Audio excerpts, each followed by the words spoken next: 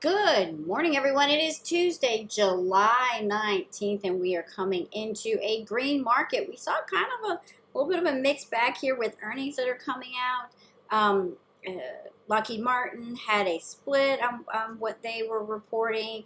IBM, although they had a double beat, their guidance was lower. We have J&J that's performing well. So remember, lots of earnings this week, and especially next week as we get pretty much most of the S&P reporting within the next 2 weeks. Okay, so keep that in mind as we watch. And why do we always watch the S&P? So it's kind of interesting. I was actually asked that by a very new trader, and I said, well, the Dow only has 30 names in it, so it seems very biased. You can have one name in the Dow completely, if it was really bad news. We saw this with Boeing a couple years ago. The Dow just plummeted on the news, that all of the bad news that they had and problems that they were having with the 737 MAX and all of these things.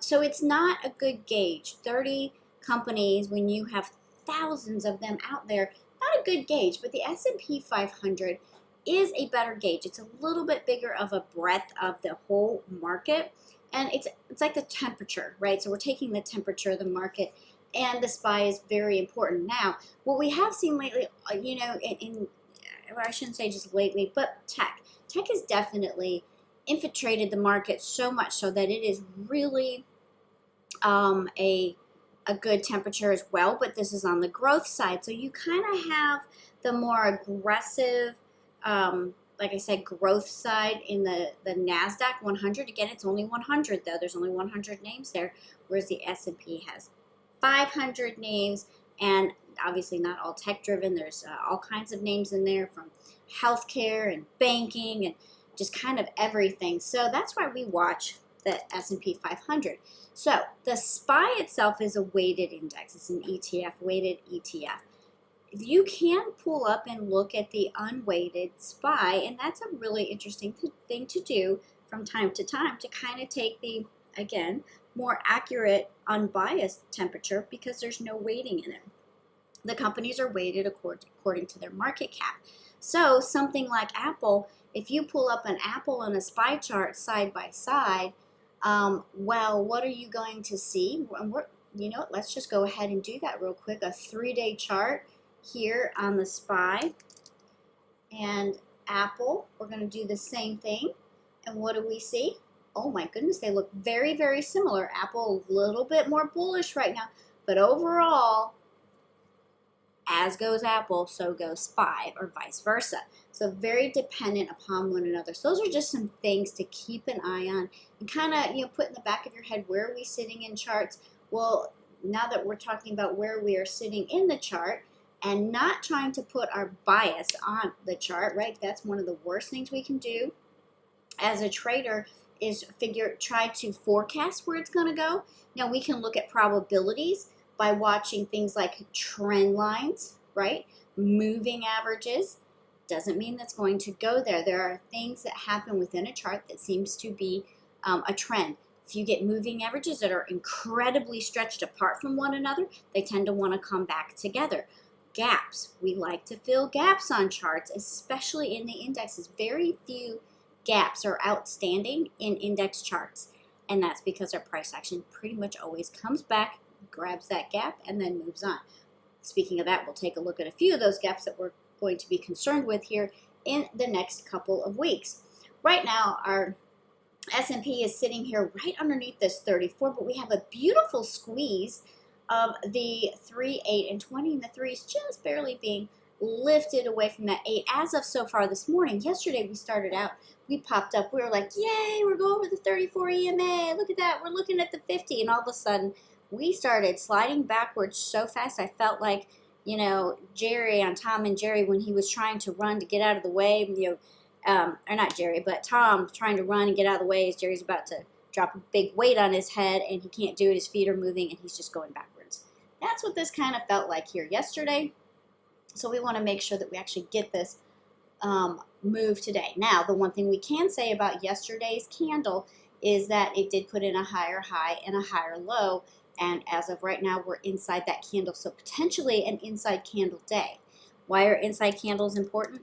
Because when you have an inside candle, you can come and watch and you play however the candle moves outside of that previous day candle. The inside candle is your gauge, and you can take a look at that and say, okay, if it moves to the top side, I'm going to move out. But this is what it looks like on the actual SPY chart.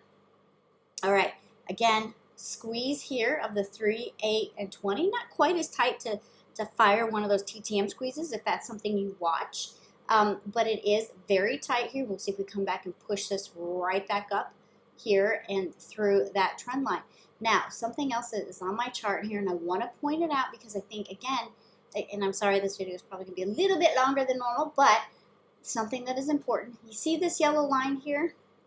Watch this. I'm going to take this, I'm going to duplicate it, and I'm going to go over here. I'm going to go to a weekly chart. Whenever you get kind of freaked out, go to a weekly chart. Wait, I need it. There we go. Okay. Go to a weekly chart and look for the smoothness. Now, what I'm doing here, you see this big bar? This was the measure from, this is the pandemic waterfall. And I call it a waterfall because it does. You know, you kind of climb up, waterfall candle, waterfall, lower close, lower close, lower close. Again, weekly candles. We made it, and now we're moving back up. The reason this one is important, this is where we're talking about gaps. We have some gaps sitting right down here, just below. That's what these purple lines are. There's some here, there's one here, there's one here. But this one in particular, that measure of this pull from the pandemic smacks that gap that we left in here perfectly. That is worth noting for a potential for us to come back in and fill this gap. Maybe sooner. I'd rather do it sooner than later, but that's going to be a painful pullback for most if you're not paying attention, or you have a bull case in your mind and you just want to be a bull. I understand that. I am a kind of a perma bull. I'm just a very happy, forward-looking person, so I like things going up. And we know in the market, long-term, if you're looking at 10, 20 years, it's always better to be in than to be out. We have these small pullbacks. We have recessions that last. You know, in the context of a full market, a year or two and a really downtrend is not the worst thing in the world. The worst thing in the world when it comes to those pullbacks, recessions, maybe even depressions, is that you keep playing and throwing good money after bad. But we'll get into that in another video. But anyway, here we are.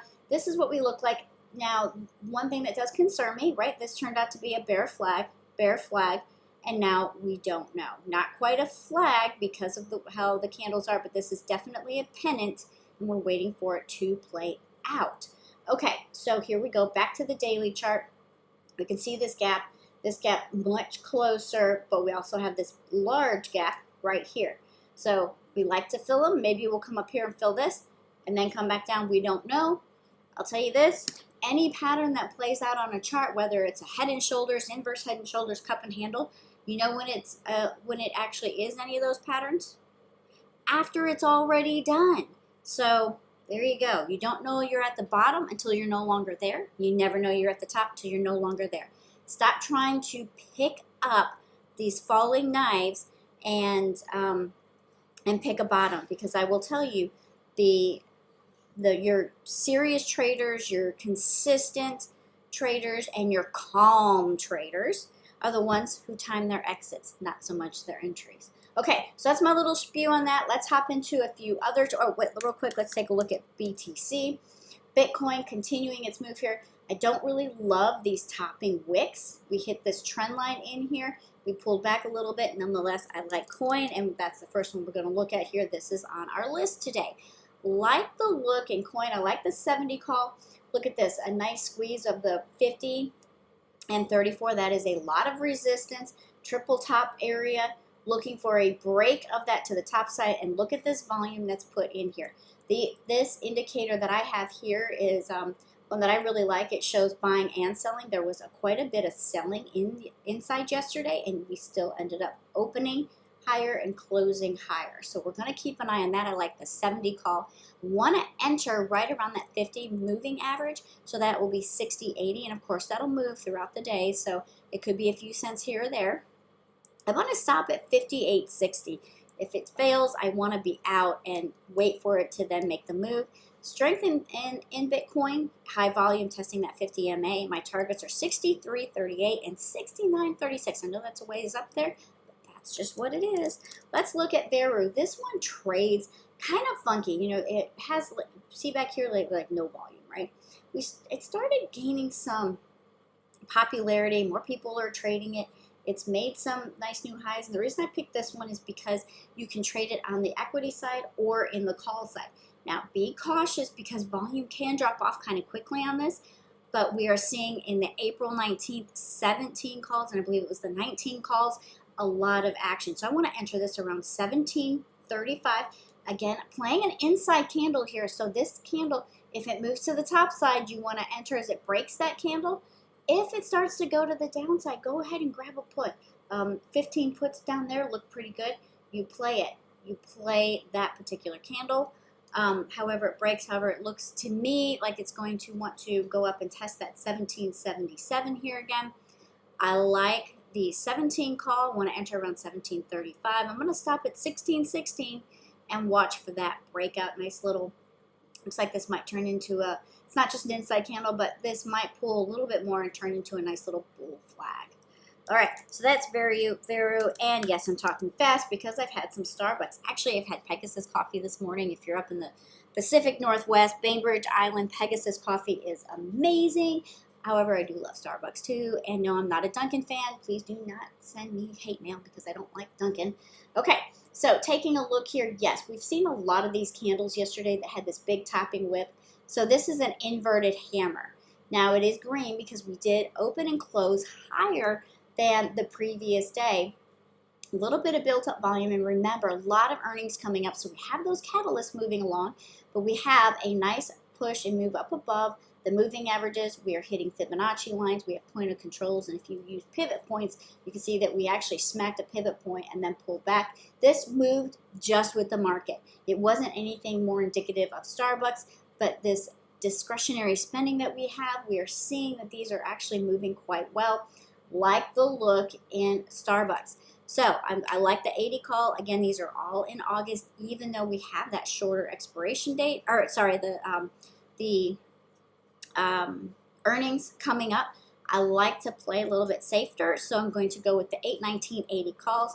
These will be in the money when I enter them. 80.23 is where I like it, and I will close it if it looks to close below 80. Yes, I know that is really, really tight. So my target there, 81.67, then 82.87. We're going to push above some pivots there. Now, on this same side, really got me looking at this after I saw Chipotle yesterday. Again, inverted candle, inverted hammer, all green with a gap moving into earnings. But wow, look at this move. Again, it moved just back with the overall market, but some of these names are looking very good. Beyond Meat is Beyond Meat, but yep, that's not going to get old soon. But we have a nice little double top here. Lots of accumulation down here. Squeeze of the moving averages starting to move along, and we have some good volume in Beyond. I would keep an eye on that. Well, if we're going to buy Beyond Meat, might as well go to Costco to do it. So we have a nice bullish gap. Big push on Friday.